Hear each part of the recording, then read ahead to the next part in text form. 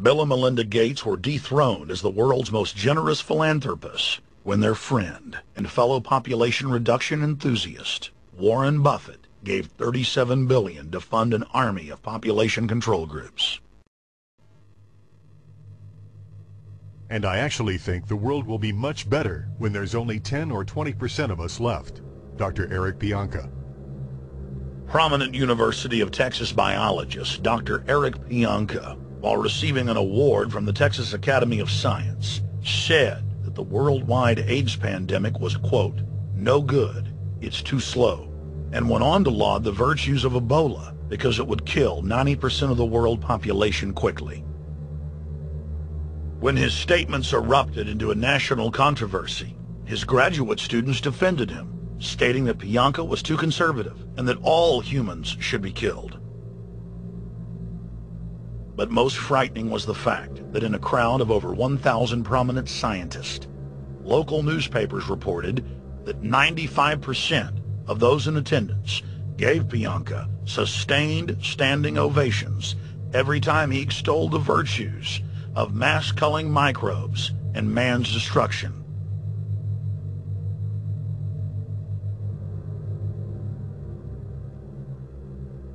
China was able to turn the corner and become the leading world superpower because they have a police state and they are able to force people to stop reproducing. Dr. Eric R. Pianka. The eugenics movement has now shaken off much of its Nazi baggage and is using people's legitimate concern about the environment as a cloak to conceal their real agenda. Everyone wants to breathe clean air and have good water. But the controllers of the environmental movement have done nothing but co-opt people's concerns and parlay it into support for global policies that further destabilize the third world and create untold misery. Phony environmental and conservation groups are now the biggest private landowners in the world. They lobby government to take property away from local populations, only to develop it themselves later. When the U.S. military dumps millions of gallons of nerve gas on the east coast of the U.S., they don't say a word. Thousands of companies are creating transgenic cross-species hybrids, splicing plants, animals, and insects, and releasing the new organisms into the global biosphere, vandalizing the very genetic code of the planet. And large environmental organizations do nothing. The corporate elite of the planet intensified their push for a global taxation system with a year-long build-up to the Live Earth hysteria held on July 7th, 2007 on 7 continents. World leaders announced that saving the Earth was the new organizing principle for humanity and hailed it as the planet's new religion. They claimed that CO2, which plants breathe, was killing the Earth, and that we must reduce the number of children we have to curtail our carbon footprint. Countries across the world marked the day by passing new carbon tax schemes and raising taxes on gasoline, natural gas, and electricity. It is a scientific fact that the sun is the main driver of planetary climate, and the measurements are clear. The sun is becoming hotter, brighter. It has been slowly increasing thermal output in the last 100 years, causing warming not just on Earth, but throughout the solar system. But the scientific facts and even the order of the planets didn't matter to one of the chief organizers of Live Earth, David Mayer de Rothschild, heir to the British arm of the Rothschild fortune, when we spoke to him. When I called Rothschild on the order of the planets, he just laughed, thinking the audience wouldn't get it. He continued to count on the population's ignorance and claimed that the global warming lobby has nothing to do with carbon taxes. I guess he hadn't spoken with his good personal friend, Al Gore. Global warming, the time for debate is over. I think what you have to realize is that being environmentally sensitive and making money aren't mutually exclusive. There's a lot of money to be made in addressing this issue. But you guys are gobbling up all the world's concern to just simply line your pockets and make kids read your book in schools and do all this. It's a business, just like you said, Rothschild. It's not. Do you think I make any money out of this? It's the same thing. It's the same thing your your money-changing ancestors did. They're in Germany, Red Shield, and I'm calling you out, Red Shield. We know it's a scam. A pollution-based tax system, principally CO2. We're causing it mainly, vast majority of it. The consequences are bad and will be catastrophic unless we act. The polar ice caps of Mars are receding at several miles a year, much faster than ours, and that the moons of Saturn and Jupiter are melting. In fact, several of their moons were ice and are now liquid seas. Now, how are SUVs causing that, David Rothschild?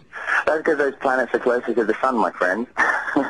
No, Jupiter and Saturn are not closer to the sun. Neither is Mars. Yes, sir. I think you'll find, right, that the very simple matter, and what I wanted to say, and this is my final point, forget your taxation theory, because actually it's not taxation. Put a price on the carbon. A tax is the best way. Cap and trade can also do it. If there were a carbon-based tax, would there be a need for an economy-wide cap and trade system? They are not either or. We can do both. I am in favor of both.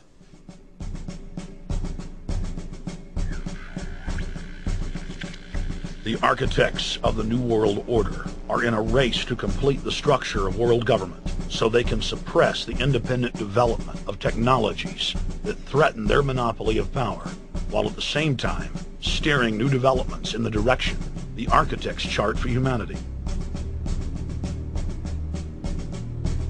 The technocrats call their governing system the final revolution because in the past, empires were enforced militarily.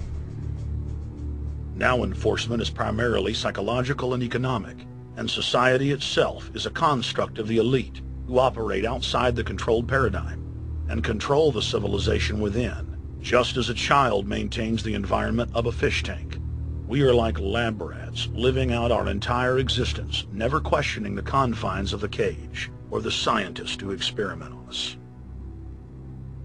New World Order engineers have hijacked human destiny. Its controllers have closely studied human behavior for more than 100 years and are now steering us with expert control, using our primitive drives and desires as levers. They have developed their mind control systems to the point of being able to control the average unconscious person like a car.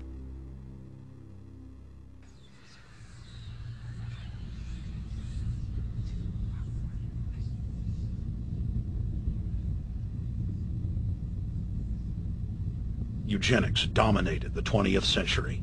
Its ruthless spirit has now metastasized into the fields of genetics, nanotech, and robotics.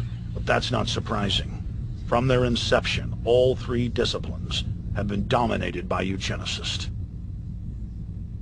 The billionaire founder of Sun Microsystems, Bill Joy, courageously went public in 2000 to warn of a cancerous consensus among the technocratic elite that at best humanity would be completely enslaved by the year 2030, and at worst, mass extermination of everyone but the elite would take place.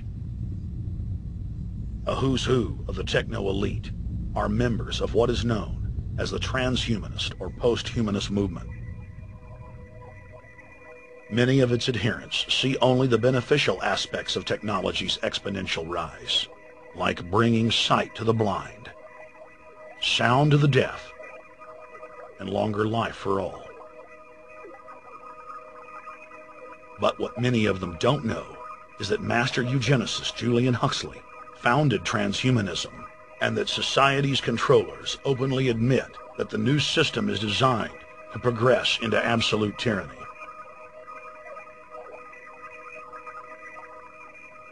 Leading transhumanist Ray Kurzweil boasts that technological advancements will allow those that can afford it to live forever, but admits that most won't be able to keep up with the new master race. The drive for world government is now all about who will control and have access to radical life extension systems. Biological evolution is too slow for the human species. Over the next few decades, it's going to be left in the dust. Transhumanists believe that they will attain the fountain of youth by merging with technology. Now, it may be within their reach. Decades ago, transhumanists said that if you did not accept augmentation or enhancements, you would no longer be able to get jobs. And now it's happening today. The elite who occupy the commanding heights of digital reality are suicidal nihilists. Suicidal nihilists know that there is no longer any substantive purpose to their willing, but they would always prefer to go on willing than not to act at all. They can very happily ally themselves